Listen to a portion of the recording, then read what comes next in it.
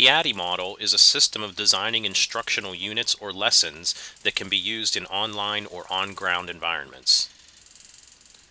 There are 5 stages to the ADDIE model. First is analysis, design, development, implementation, and finally evaluation. The analysis model, or stage. This is where you state the problem. You create your goals and objectives. You analyze your learner characteristics and also the learning environment. Some questions to ask yourself during the analysis phase. Who is your audience? Are you working in higher ed? Are you working in K-12? And if you're in K-12, are you in primary? Are you in intermediate, middle school, high school? These are all going to affect how you work with your audience and present the material to your audience. What are their learning styles? Do you have visual learners, kinesthetic learners, auditory learners? And what are the characteristics of a learning environment? Is it a classroom? Are you in an online environment? Is it a large auditorium? Is it a small 10-person room? These all will affect the way that you deliver instruction as well. And are there any barriers to learning? These could be physical barriers, as the design of a room. They could be learner barriers, such as a learning disability or a physical disability. They could also be resource barriers, maybe not having enough books, or not having a smart board, or the overhead projector is broken. Things like that can be barriers to learning as well. And how will the lesson be delivered? Are you going to lecture? Is it going to be an online format? If it is, will it be synchronous or asynchronous? Will it be a lab? So on and so forth. During the design phase, you develop your specific learning objectives. So you develop essentially your goals in the analysis phase, and you develop specific objectives to reach those goals during the design phase. You gather your media and technology resources, you write your lesson plans, and you create your assessment pieces. Some considerations during the design phase. Number 1, the learning objectives should be specific and relevant to the content. The lesson plan should be systematic and logical. They should follow in a logical order. You shouldn't jump from topic to topic. You really should stick to more of a linear path. Lesson plans should provide accommodations for learning barriers, whether those be learning barriers or physical barriers or barriers for technology. Any of those need to be accommodated inside your lesson plans.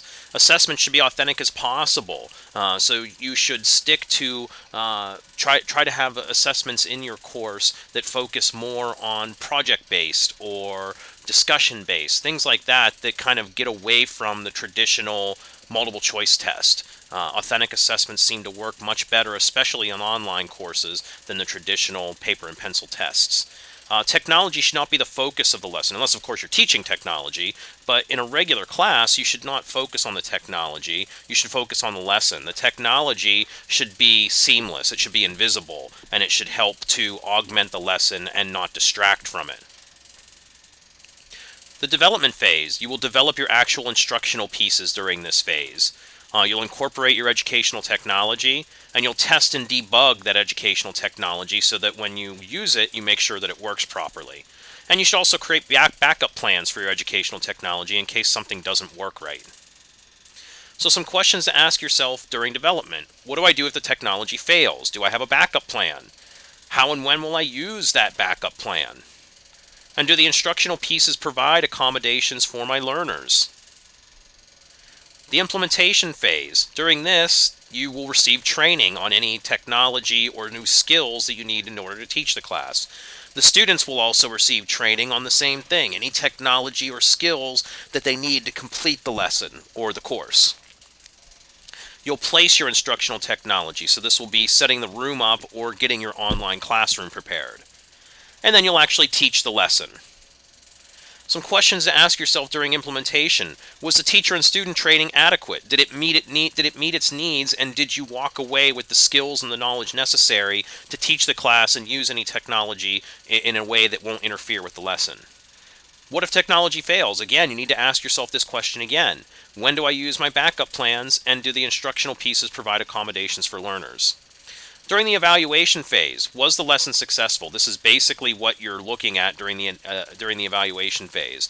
And we do this through formative assessments, formative evaluations, and summative evaluations, because the main way we know whether or not the lesson worked is by what the students learned. And this is why authentic assessments are so important, because it's the only true way that we have to gauge actual student learning, instead of giving a test to assess student learning at that moment in time. An authentic assessment gives you a much better picture of what the student actually learned and retained.